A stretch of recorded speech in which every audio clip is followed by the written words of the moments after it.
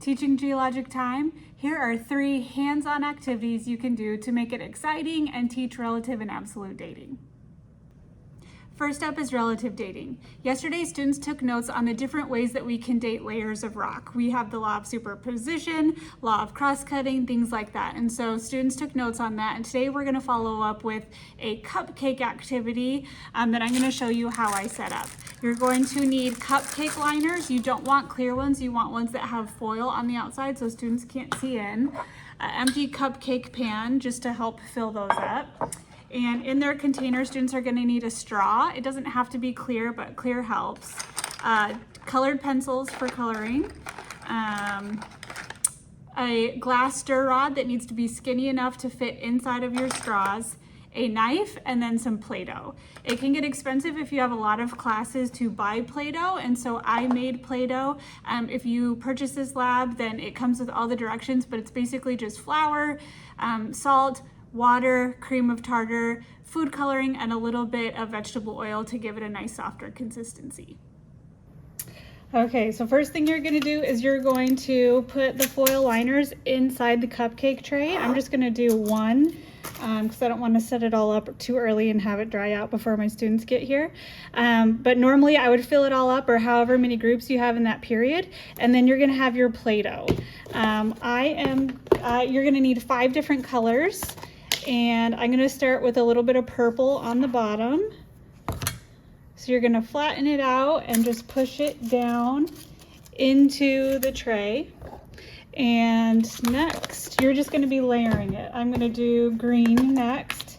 Each of these different colors represents a different type of rock layer, which students will see when they get the worksheet. So a little bit of green. I'm not gonna have it cover the entire bottom of the tray this time, just so they can see that not every layer is always perfectly horizontal. And in the yellow, which I'm gonna do next, I put in some little foam sphere balls that you can purchase these at the dollar store. They come in bag.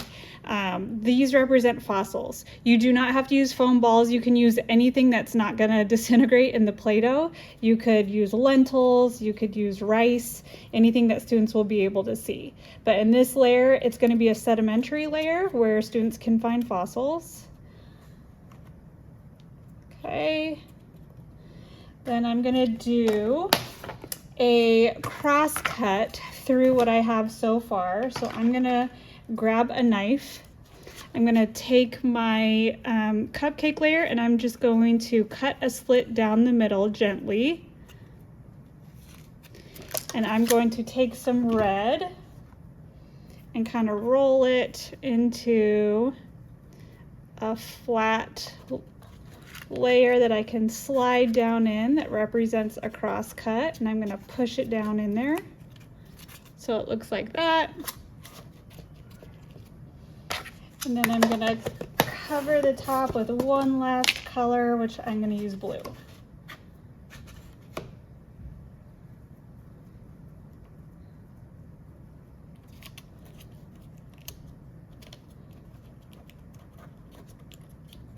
So this is what it's gonna look like when students receive it. And I tell them you're not allowed to pull this down yet. They have to keep it like this, nice and tight. So all they can see right now, I'll cover up that little bit of yellow.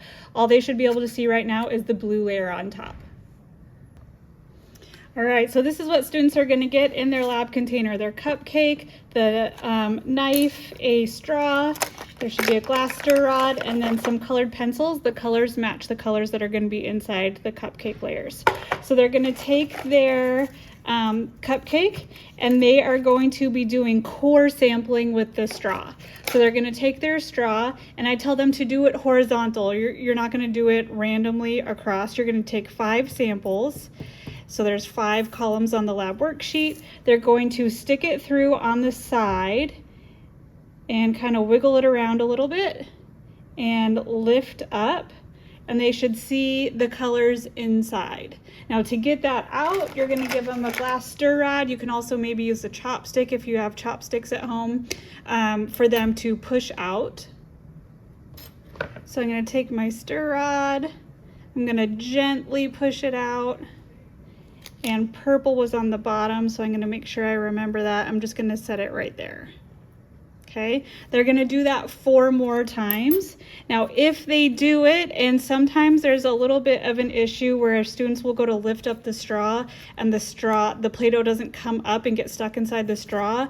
Another tip is I tell students to just gently push through the bottom of the foil wrapper. If that happens, they can poke through and get it out that way.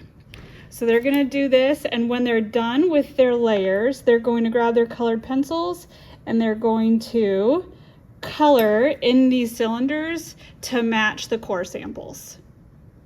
Once they have their 5 samples done, they're going to color in what they think the horizontal strata profile would look like. And then once that's all colored and I've checked their paper, then they can take their knife, they can cut into their Play-Doh and check how did they do. Does it match what was actually in there or does it not? And then there's questions that follow. And again, they should be able to find answers from their notes that we took yesterday. Next, let's talk about absolute dating. After they have mastered relative dating, now we're going to talk about, well, how do I know the absolute age of rocks and fossils if I find them? You can use anything for this activity that has 2 sides. So you could use a penny, you could use M&Ms or Skittles that have the marking on one side and not the other. I am using puzzle pieces because I found this puzzle at the dollar store, or I'm sorry, at Goodwill for like $1 years ago. It was really cheap.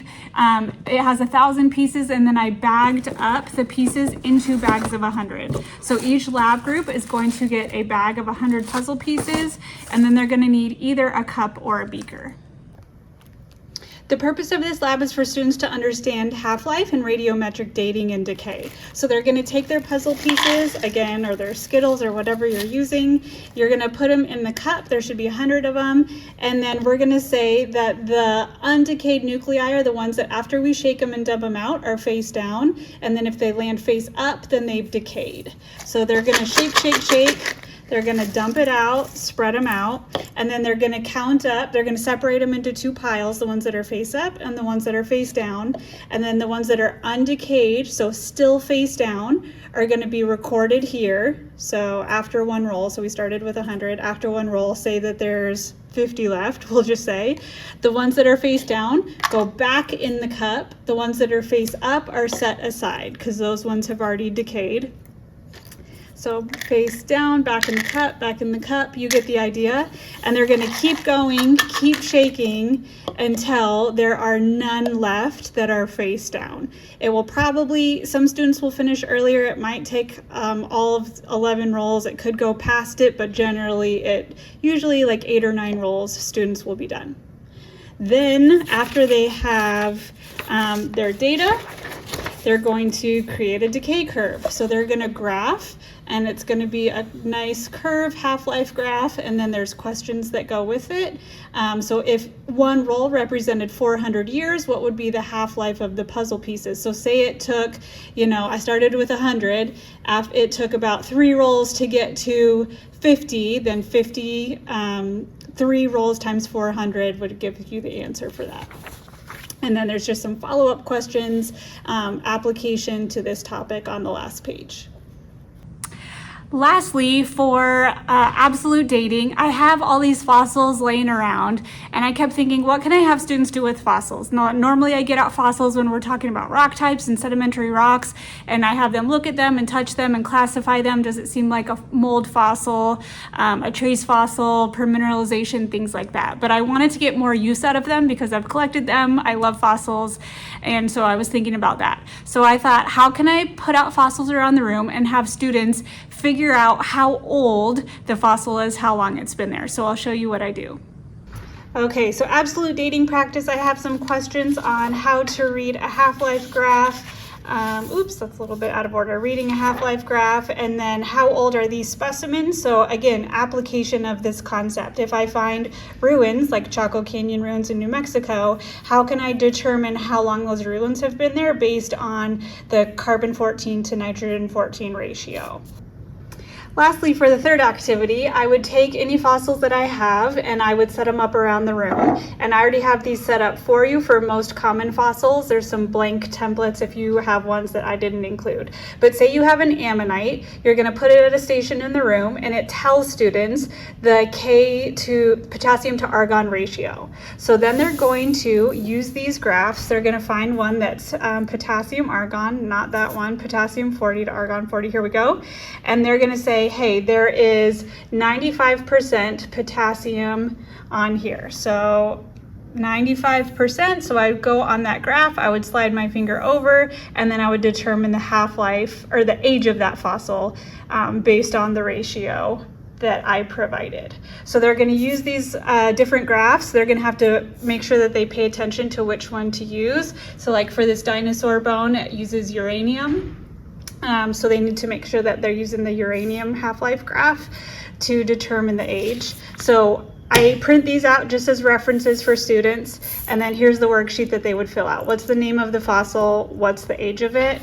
And for you as the teacher, I provided this so you don't have to go look it up. This is the common age of each of these fossils when they were alive. So I left blanks if you have fossils that I didn't include. So for future years, you can just fill that out and keep it.